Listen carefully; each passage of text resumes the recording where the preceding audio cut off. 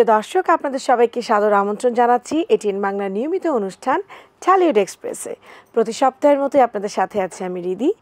আমার সাথে আজকে যিনি উপস্থিত আছেন, আমি অত্যন্ত আনন্দিত এবং অত্যন্ত গর্বিত তাকে আপনাদের সাথে পরিচয় করিয়ে দিতে পেরে। বাংলাদেশের একজন কিংবদন্তি পরিচালক, কথায় নামেই যার পরিচয়। আসলে তার সম্পর্কে কথা বলতে গেলে আমার মনে হয় যত কথা বলবো ততটাই কম হয়ে যাবে। সেই 1978 সাল থেকে যিনি শুরু করেছেন, তার ডেবিউ পরিচালক হিসেবে শুরু করেছিলেন লিডার ছবি দিয়ে। মুক্তি পেয়েছিল প্রথম ছবি বন্দুক। নিশ্চয়ই বুঝতে পারছেন এই 5 দশক ধরে যিনি 350-এরও বেশি ছবিতে কাজ করেছেন এবং 100-এরও বেশি ছবি তিনি পরিচালনা করেছেন প্রযোজক হিসেবে। একাধারে যিনি প্রযোজক, পরিচালক, গীতিকার, সুরকার, আমি আসলেই বলছি তিনি একটি নাম নয়, একটি প্রতিষ্ঠান। আমাদের সকলের অত্যন্ত শ্রদ্ধাভাজন, অনেক ভালোবাসার সম্মানের the one and only Delwar Jahan Jhantu. আসুন পরিচয় করিয়ে দিই তার সাথে আপনাদেরকে। আসসালামু আলাইকুম। ওয়ালাইকুম আসসালাম। কেমন আছেন আপনি? আল্লাহর রহমতে ভালো আছি। আপনার সবচেয়ে বড় পরিচয়, আপনি একজন ফ্রিডম ফাইটার, আমাদের মুক্তিযোদ্ধা। জি, একজন মুক্তিযোদ্ধা, একজন বীর মুক্তিযোদ্ধা। এটা আসলে সবচেয়ে বড় পরিচয়। আমার সবসময় মনে হয় যে আমাদের এই স্বাধীন দেশের জন্যে মুক্তিযোদ্ধাদের অবদান আসলে অনস্বীকার্য। এর উপরে আর কোনো অবদান হতে পারে না। তো সেজন্যই সেটা সবার আগে। এই জন্য আপনাকে সবসময় শ্রদ্ধা, ভালোবাসা, আপনার জন্য দোয়া আমাদের সবার, পুরো দেশবাসী। এবং সেজন্য কিন্তু আপনাকে সম্মাননাসূচক পুরস্কার, অ্যাওয়ার্ডেও দেওয়া হয়েছে। সরকার সেই সম্মান দিয়েছে এবং আমরাও সেই সম্মানে আসলে সব সময় আপনাকে সম্মানিত করতে চাই, নিজেদেরকে ধন্য করতে চাই আপনাকে সম্মানিত করে। তো এই সপ্তাহে ঢাকা সহ সারা বাংলাদেশে আপনার যে ছবিটি আসছে, সুজন মাঝি, চমৎকার একটি ছবি। এই ছবি তো আপনি পরিচালনা করেছেন, আপনি গীতিকার, আপনি স্ক্রিন প্লে থেকে শুরু করে সব আপনার। হ্যাঁ। তো এই ছবিটা সম্পর্কে যদি দর্শকদেরকে একটু বলেন। ছবিটি 8 তারিখ মুক্তি পেতে যাচ্ছে। তো গ্রামীণ চলচ্চিত্র বানাতে আমার বেশি সবসময় আগ্রহ হয় এবং আমি খুব মন দিয়ে তৈরি করি। এই জন্য যে আমাদের দেশের প্রতিটা মানুষই কিন্তু বাড়ি গ্রামে। জি জি, অবশ্যই। এত বড় মানে আমাদের দেশের প্রতিটা মানুষের বাড়ি গ্রামে। ঢাকা সিটিতে কিছু কিছু আছে গ্রামের।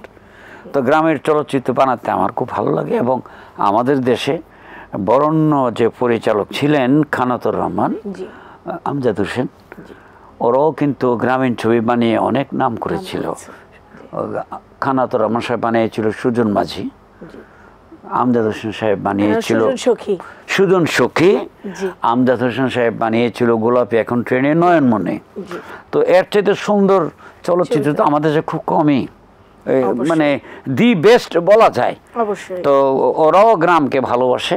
আমি ওদের সঙ্গে কথা বলেও দেখেছি, আমজাদ ভাইয়ের সঙ্গে কথা বলেছি, আতা ভাইয়ের সঙ্গে। আতা ভাই তো একদিকে আমি ওনাকে আমার উস্তাদি মানে। তো মানে ওনার জন্য আমি দেলোয়ার জাহান ঝন্টু হয়েছিলাম। ওনার কাছে কাজ শিখিনি, কিন্তু অনেক সময় ওনার কাছ থেকে আমি আইডিয়া নিয়েছি। আচ্ছা, এখন সুজন মাঝি এই ছবিটি এই গ্রামীণ, আমি তো বললাম। তো গল্পটি একটা এক্সট্রাঅর্ডিনারি গল্প। আমি বানালে তো আমারটা যার যার ছবিতে শেষে এমনি ভালো বলবে, তাই না? কিন্তু এই ভালোটা আমি বলি না। মানে 1টা 2টা 4টা ছবি বানালে কত, আমি 80-81টা ছবি বানিয়েছি। তো ভালো হলে ভালো বলি, খারাপ হলে খারাপ বলি। তো এই ছবিটার গল্পে একটা বিশেষত্ব আছে, সেটা আমাদের দেশের অদ্যাবধি যতগুলি চলচ্চিত্র আমাদের দেশে নির্মাণ হয়েছে, আমি যে চিন্তাধারার উপর করেছি এই চিন্তাধারার উপর আর কোনো ছবি হয়নি। প্রতিটা ছবিতেই কিন্তু মিলে গল্প। তো এটার হচ্ছে কি, একটা স্যান্ডেলের উপর আমি গল্প করেছি। তাই? হ্যাঁ, একটা মায়ের পায়ের একটা স্যান্ডেল। আচ্ছা। এটা ফেরদৌসের মা ছিল একজন, শিলি আক্তার। তো ওই তার পায়ের স্যান্ডেলটা দিয়ে নায়িকার বাবা, যখন ওরা ছোট, ওরা দুজন খেলতো নায়ক নায়িকা। তো ওই স্যান্ডেলটা মা তুলেছিল, স্যান্ডেল দেয়া মেয়ের বাবাকে পেটাবে, বাচ্চার খারাপ মানে অসৎ চরিত্রের। স্যান্ডেলটা থ্রো করে এইটা নিয়ে মাকে প্রচণ্ডভাবে তাকে মারে, স্যান্ডেল দিয়ে। তো ফেলে যাবার সময় ছোট্ট ছেলেটি স্যান্ডেলটা হাতে নিয়ে তাকে ডাকলো যে আমার মায়ের স্যান্ডেল দিয়ে তুমি আমার মাকে মেরেছো, এটা আমি মনে রাখবো, এবং এই স্যান্ডেলটা আমি যত্ন করে রেখে দিলাম, বুকের এখানে রাখি। আচ্ছা আচ্ছা, ওই ভিলেন তখন বলে হ্যাঁ যে এটা যত্ন করে তেল তোর মালিশ করে রাখিস, আপনার এই কথাটাও রাখতে চেষ্টা করুন। এটা দিয়ে এই প্রতিশোধটা নেয়, এই বুকের মধ্যে রাখে। এটা দিয়ে অনেক সেন্টিমেন্ট আছে মায়ের, এটা আমার মায়ের স্যান্ডেল, বুকে নিয়ে অনেক আছে, মানে স্যান্ডেলের উপর আমি একটা গল্প তৈরি করেছি। আচ্ছা, তো আমি আশা করি মানুষ ছবিটি পছন্দ করবে। আচ্ছা, তো গল্পটা আপনি যতটুকু আমাদেরকে বললেন, তার সাথে ছবির নামটা সুজন মাঝির কোথায় আসলে মিল আছে? হ্যাঁ, মিল আছে, সেটা আমরা একটু জানবো একটা মাঝির জীবনকে কেন্দ্র করে আমি গল্পটা লিখেছি। জি। তো একজন মাঝি ছিলেন, মাঝির ছেলে মাঝি হয় এটাতে, জি, ওই ফেরদৌস। তো লেখাপড়া করতো, বাবাকে যে কোনোভাবে ষড়যন্ত্র করে মেরে ফেলা হয়। পরে সংসারের হাল ধরতে গিয়ে লেখাপড়াটা সে করতে পারেনি। দুই ভাই ছিল, ছোট ভাইকে লেখাপড়া করে বাবা মোর মৃত্যুর আগে বলেছিল যে তুই ডাক্তার, ওষুধ খাও, তোমার শরীর খারাপ। তখন বাবা কয় যে না, যেদিন তুই ডাক্তার হইয়া নিজের হাতে প্রেসক্রিপশন লিখে দিতে পারবি সেদিন আমি ওষুধ খাবো। এই তখন বাবার কথাটাকে রক্ষা করার জন্যে বড় ভাই, এই ছোটই দুজন, তো ওই নৌকার হাল ধরে বাবা নৌকা চালাতো, মাঝি হয়ে ইনকাম করে ছেলেকে, ওই ছোট ভাইকে লেখাপড়া শিখে ডাক্তার বানায়। আচ্ছা আচ্ছা, গল্পে ওই প্রথম মানে বাপ তো হারিয়ে যায়, নদীতে মেরে ফেলে দেয়, কিন্তু মরে না। বহু বছর পর বাবাকে দেখা যায় মেমোরি লস, অসুস্থ হয়ে ডাক্তার নিয়ে আসে, ডাক্তার কিন্তু তার ছেলে। আচ্ছা, এটা ফ্যামিলি, খুব সুন্দর একটা গল্প আমি করেছি। এখন মানুষের কাছে যদি সুন্দর লাগে, আমার গল্প তো আমার সুন্দর লাগবেই। অবশ্যই পারিবারিক ছবি। আমার মনে হয় এখন সিনেমার দর্শকরা সিনেমা হলে যাচ্ছেন, সিনেমা দেখছেন, তো এটা খুবই একটা সুসময়, মাঝখানে প্রবলেম ছিল। জি, এখন এই চমৎকার একটা সুসময় বাংলা চলচ্চিত্রের। আমার মনে হয় দর্শকরা অবশ্যই সিনেমা হলে যাবে। আমরা তার আগে যদি দর্শকদেরকে একটা গান উপহার দেয়, আপনি যেহেতু নিজেই গীতিকার, অনেক গান লিখেছেন, এই ছবিতেও গান আছে, আমি যদি গানের সম্পর্কে জিজ্ঞেস করতে চাই যে কয়টি গান আছে এই ছবিতে? খুব বেশি না, গল্প বেশ, এটা গান বেশ। রোমান্টিক ছবিতে গানটা বেশি, রোমান্স অবশ্যই আছে, রোমান্টিক গল্প, অনেক রোমান্টিক সিকোয়েন্স দৃশ্য আছে। গান মূলত 3টা। আচ্ছা, একটি গান আছে আলাদা গল্পের, আর 3টা ওইটা ছাড়া 3টা গান আছে। আচ্ছা, যদি বলি দর্শকদেরকে একটি গান, একটি গানই 2বার আছে, সেটা হচ্ছে গিয়ে ওই সুজন মাঝিরে জীবনের নৌকা চলে দিয়ে একটা গান আছে। এই গানটা আমার মনে হয় মানুষের পছন্দ হবে। তাহলে আমরা গানটা দেখে আসি, তারপর আবার আপনার সাথে আলাপচারিতায় ফিরে আসবো। দর্শক চলুন আমরা সুজন মাঝি ছবির এই চমৎকার গানটি এখন দেখে আসি। দর্শক, সুজন মাঝি ছবির চমৎকার গানটি এতক্ষণ আপনারা দেখলেন, বাকিটা কিন্তু অবশ্যই সিনেমা হলে গিয়ে দেখতে হবে। কথা হচ্ছিল গুণী নির্মাতা দেলোয়ার জাহান ঝন্টুর সাথে।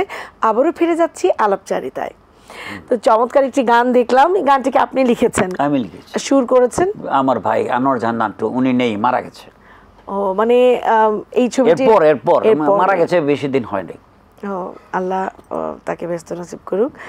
তো সেই সাথে সাথে আপনার সুস্থতা এবং দীর্ঘায়ু কামনা করছি, আপনি আরও থাকেন আমাদের সাথে, এবং এরকম চমৎকার চমৎকার ছবি, চমৎকার চমৎকার নির্মাণ, এত চমৎকার নির্মাণ শৈলী তো আসলে আমরা পাবো না, কারণ আপনারা হচ্ছেন অভিভাবক। আমরা দেখেছি যে যখনই আমাদের এফডিসিতে সমিতি নিয়ে বা যে কোনো চলচ্চিত্র নিয়ে, নির্বাচন নিয়ে যে কোনো রকমের সমস্যায় আপনি কিন্তু অভিভাবকের মতো সবসময় সামনে এগিয়ে এসেছেন, এবং সবসময় আপনি কিন্তু সোচ্চার আছেন। তো আপনারা অভিভাবক, আপনারা না থাকলে কিন্তু আমাদের এই এফডিসি একদম অভিভাবক শূন্য হয়ে যাবে। সবসময় লাগে। আমরা যখন জুনিয়র ছিলাম আমাদের অভিভাবক ছিলেন, আবার যারা আমাদের অভিভাবক ছিল তারা যখন জুনিয়র ছিল তাদের অভিভাবক ছিলেন, এইভাবেই চলে আসে, সবখানেই চলে আসে, শুধু আমাদের এখানে না। সত্যি তাই। এই জন্য আপনারা আমাদের অভিভাবক, আমরা সবসময় চাই আপনারা আমাদের মাথার উপর ছায়া হয়ে থাকেন। তো এই ছবিটি আপনি তো বলছেন অবশ্যই, যেহেতু আপনার ছবি আপনার কাছে স্পেশাল, কিন্তু দর্শকরা যে সিনেমা হলে যাবে, আর এই ছবিটা দেখতে পার্টিকুলারলি কেন যাবে সিনেমা হলে? একটা সুন্দর গল্প এবং সুন্দর গান। জি, তো সুন্দর গল্প হলে মানুষ ছবি দেখে। অবশ্যই। গল্প ভালো না হলে, মনে করো আমি একটা উদাহরণ দেই, যে একটি ছবি যখন ভাঙে তখন দর্শক বেরিয়ে আসে, ছবিটা ভালো লাগে নাই, তখন যারা নাকি পরবর্তীতে যাবে তারা কিন্তু দর্শকদের ভাই ছবিটা কেমন, উত্তরটা কি দেয়? ভালো না হলে ছবিটা কেমন ভাই, হিস্টোরি ভালো না, নায়ক নায়িকা ভালো না, এটা কিন্তু কয় না, ভালো করে না বলে নাই। আবার যদি ছবি কেমন, আরে ফার্স্ট ক্লাস, ভালো হিস্টোরি, তারপর কয় অমুক নায়ক ভালো করছিল অমুক বলে। যেমন ছবির গল্প ভালো নয়, পৃথিবীতে কোনো ছবি চলবে না। অমিতাভ বচ্চন, দিলীপ কুমারের একটি ছবি শক্তি, আমরা তো উন্মাদের মতো হয়ে গেছিলাম, কখন আসবে, আমরা কখন দেখবো, আমরা দেখলাম, আমরা যা ভেবেছিলাম তার কিছুই নেই। ছবিটা পরের দিন থেকেই সিনেমা হলে, আমি যতটুকু শুনেছি, সত্য মিথ্যা জানি না, আমি যেটা শুনেছি যে ছবিটি ভালো যায়নি। অমিতাভ, দিলীপ কুমার, এরা দুজন তো বড়তে উপমহাদেশ আর কেউ নেই। পশ্চিমবাংলা উত্তম কুমার, আমাদের দেশের রাজ্জাক ভাই, তাদের ছবি খারাপ যায়নি কেন? রাজ্জাক ভাইকে যেটা খারাপ গেছে ওটাতে খারাপ অভিনয় করেছিল, গল্পটি ভালো না। যেখানে যাবে সেখানে গল্প লাগবে। গল্প ভালো না হলে কোনো শিল্পী ছবি ধরে রাখতে প্রথম দিন হুড় করে লোক যাবে, তারপর রেজাল্ট, ডায়লগ কেমন, গান কেমন, গল্প কেমন। সত্যি তাই। এখন আমি মনে করি যে আমার দর্শকরা আমার এই ছবিটি দেখবে, আমি মনে করি গল্পটি সুন্দর। আমি 310টা চলচ্চিত্রের গল্প লিখেছি, মানে মুক্তি পেয়েছে আমার লেখা। তো আমি মোটামুটি আমার ধারণায় যে আমার কোন গল্পটা লেখার সময় তো সবই ভালো লাগে, ছবিটি দেখলে বোঝা যায় যে এই লেখাটার ভিতরে এই ভুল ছিল, এই জন্যে এটা নাও হতে পারে। কিন্তু আমার এই ছবিটার গল্পটা আমার কাছে ভালো লেগেছে, মানে অত্যন্ত ভালো লেগেছে, সুন্দর একটা সেন্টিমেন্টাল গল্প। আমার মনে হয় যদি মানুষ দেখে তাহলে তোমার প্রশ্ন অনুযায়ী গল্পের জন্যই দেখবে। আর ফেরদৌস এই ছবিতে অসাধারণ অভিনয় করেছে, চরিত্রটি ভালো ছিল, খুবই সুন্দর অভিনয় করেছে, সে নিপুণ, তার জায়গাতে যতটুকু ছিল সে ততটুকু করেছে। আচ্ছা, আপনার লেখা গল্পের চলচ্চিত্র অন্য কেউ যখন নির্মাণ করেছেন তখন কি ওই সিনেমাটা দেখে আপনার কোনোদিন মনে হয়েছে যে নির্মাণ শৈলীতে ভুল হয়েছে বা গল্পটা ঠিক মতো ফুটিয়ে তুলতে পারেনি, আপনি হলে হয়তো এটাকে আরো ভালো করে এটা করতে পারতেন? যে কাজ করে সে মনে করে আমার চেয়ে ভালো আর কেউ পারবে না, কারণ আমাকে দেও আমি করি, এখানে এতগুলো ক্যামেরাম্যান বসে আছে, আরে ক্যামেরাম্যান দেখলে এই লাইটটা এখান থেকে না দিয়ে ওখান থেকে দিলে ভালো হতো। আবার এখন যে করেছে সে আবার তার লাইটিংটা দেখলে মনে করে এই লাইটিংটা ঠিক হয় নাই, ওইভাবে করলে ভালো হতো। ভালোর শেষ নাই, কাজের শেষ নাই, ফর্মুলার শেষ নেই। তো যে যেখানে করে, যে যেটা করে না তার কাছে ওটা বেশি ভালো লাগে না। আমাদের সৃষ্টি, ওই কোনো একটা জিনিস সৃষ্টি হলে অন্য যারা মানে স্রষ্টা তারা খুব একটা ভালো বলতে চায় না, ভালো হলে ভিতরে ভিতরে বলে, বাইরে বলে ওর পাবলিসিটি হয়ে যাবে আমার থেকে বেশি। সুজন মাঝিতে ফিরে আসি, আপনি তো বললেন চমৎকার 3টি গান আছে, একটি গান তো আমরা দেখেছি। আচ্ছা, এই ছবির আসলে ট্রেলার তো সবসময়ই তৈরি করতে হয় যেন আমরা ট্রেলারটা দিয়ে দর্শকদেরকে আসলে বুঝাতে পারি, একটু ছবিটার একটু অংশ বিশেষ দেখলে দর্শকদের ভালো লাগে। তো নিশ্চয়ই সুজন মাঝি ছবিরও ট্রেলার আপনি নির্মাণ করেছেন। চার্মিং যে জায়গাগুলো, যে ডায়লগগুলো সুন্দর, সেগুলোকে কেন্দ্র করে আমরা একটা ট্রেলার তৈরি করি। এখানকার একটা দৃশ্য, ওখানকার একটা দৃশ্য, তারপর ওটার একটা লাইন আপ থাকে সুন্দর। আমি করেছি, এখন আমার কতটুকু ভালো লাগে এটা তো আমি জানি না, দর্শকরা যদি দেখে আমাদের এখানকার মাধ্যমে ছোটভাবে দেখুক, দেখে ওরা ধারণা নিক। ঠিক তাই, একটি ছবির গল্প সম্পর্কে এবং নির্মাণশৈলী সবকিছু সম্পর্কে আসলে ধারণা পাওয়া যায় ট্রেলার দেখে। আমরা এখন সুজন মাঝি ছবির ট্রেলার দেখে আসি দর্শক, তারপর আবারও ফিরে আসবো আমাদের আলাপচারিতায়। চলুন দেখি। রমজানের বউ, তোর এত বড় সাহস, তুই আমার স্যান্ডেল উড়ায় মারছ। এটা আমার মায়ের স্যান্ডেল, এটা আমার মায়ের। শোনো শোনো শোনো, আমি তোমার প্রেমে পড়েছি, প্রেমে পড়েছি, ভালোবেসেছি, মন প্রাণ সঁপেছি। I don't want to talk with you. Get out from my house. ওই শিক্ষিত মেইয়া, এই অশিক্ষিতর সাথে ইংরেজি না কইয়া বাংলায় কথা কও। ব্যাপারী শার্ট, পায়জামা আর গামছা পরা ফকন্নির পোলা আমার মেয়ের জামাই হইতে চায়। তোমার এইভাবে ঘুমটা দেয়া থাকবো আর আমার মা নিজের হাতে ঘুমটা সরাইয়া তোমার ওই চাঁদ মুখটা দেখবো। আজ থেকে তোর ঘরের বাইরে যাওয়া বন্ধ। আর ওই মাঝির সাথে তোর তো হয়ে শিক্ষিত মেয়ের ভালোবাসার অপরাধ করছে।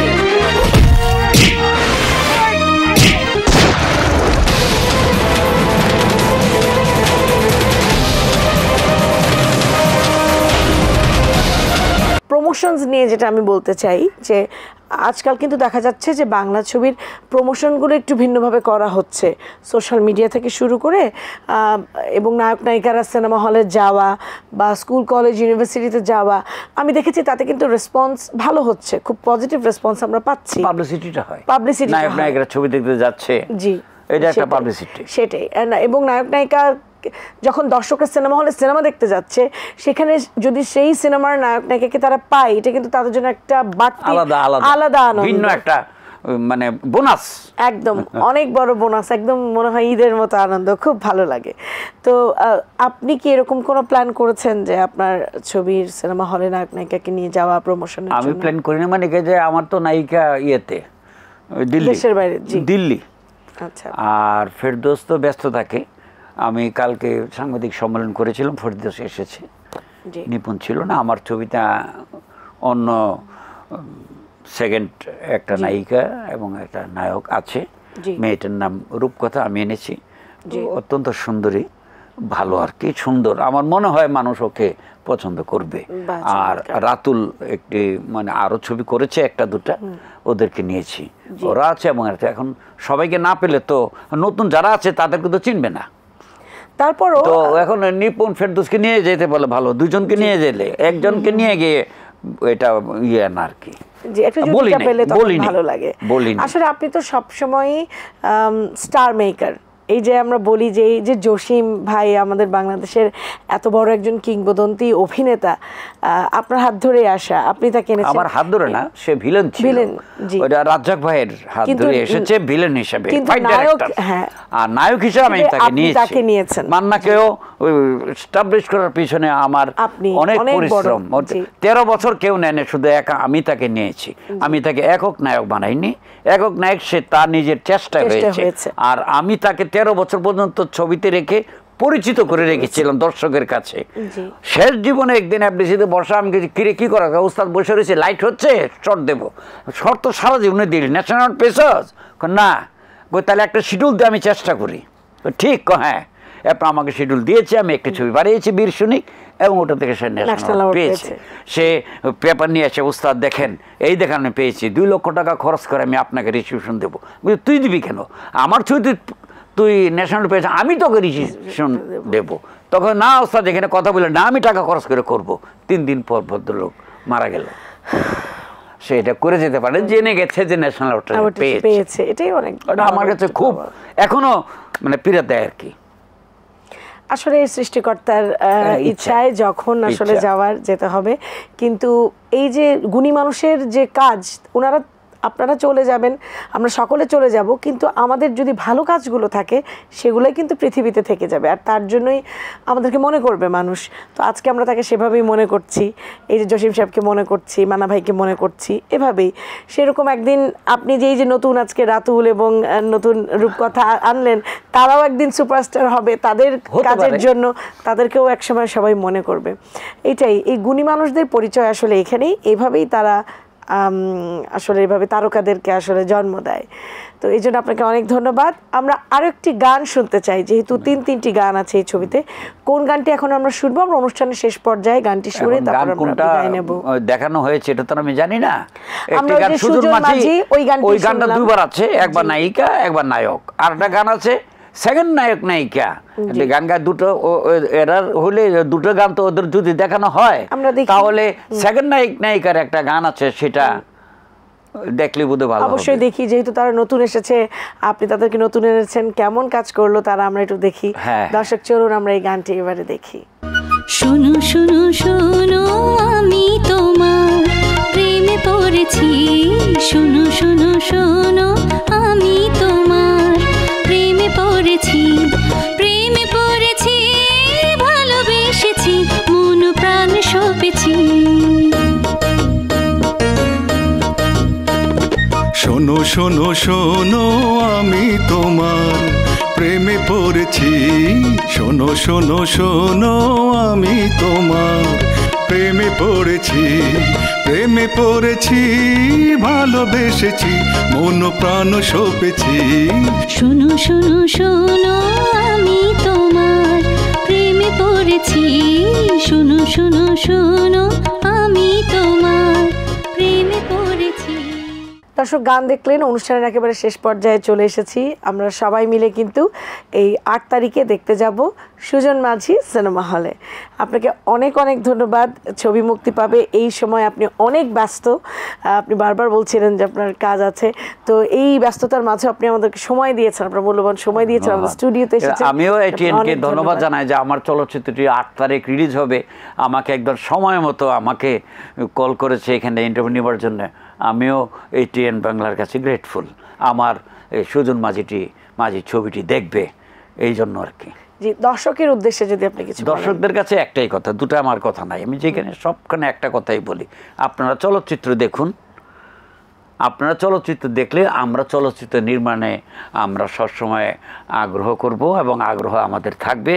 আপনারা চলচ্চিত্র না দেখলে আমরা চলচ্চিত্র বানাবো না, মানে কার জন্য বানাবো? আপনারা দেখুন, আমরা বানাই, আপনারা দেখুন, এর বাইরে দর্শকদের কাছে আর কথা নাই। ঠিক তাই, অনেক অনেক ধন্যবাদ দর্শক, আপনাদেরকে অনেক ধন্যবাদ আমাদের সাথে থাকবার জন্য, এটিএন বাংলার সাথে থাকবার জন্য, ঢালিউড এক্সপ্রেসের সাথে থাকবার জন্য। আমি রিদি আবারও চলে আসবো আগামী সপ্তাহে নতুন মুক্তিপ্রাপ্ত ছবির অতিথিদেরকে নিয়ে। সেই পর্যন্ত সবাই ভালো থাকুন, সুস্থ থাকুন। চারিদিকে ডেঙ্গু হচ্ছে, আপনারা কিন্তু সাবধানে থাকবেন, নিজের সন্তানকে সাবধানে রাখবেন, আপনার আশেপাশে আঙিনা কিন্তু পরিষ্কার রাখবেন, এটা আমাদেরই দায়িত্ব। আসুন আমরা সবাই মিলে সুস্থ থাকি এবং সচেতন থাকি। আর সবসময় বলি, আপনারা বাংলা ছবি দেখবেন, বাংলা গান শুনবেন, কারণ বাংলা ছবি, বাংলা গান আমাদের ঐতিহ্য, আমাদের গর্ব। নিজেকে বাংলাদেশি বলে, বাঙালি বলে গর্বিত হন। প্রতিদিন দেশের জন্য একটি হলেও ভালো কাজ করুন। আর বাংলা গান শোনা আর বাংলা ছবি দেখা ভালো কাজের মধ্যে একটি। খোদা হাফেজ।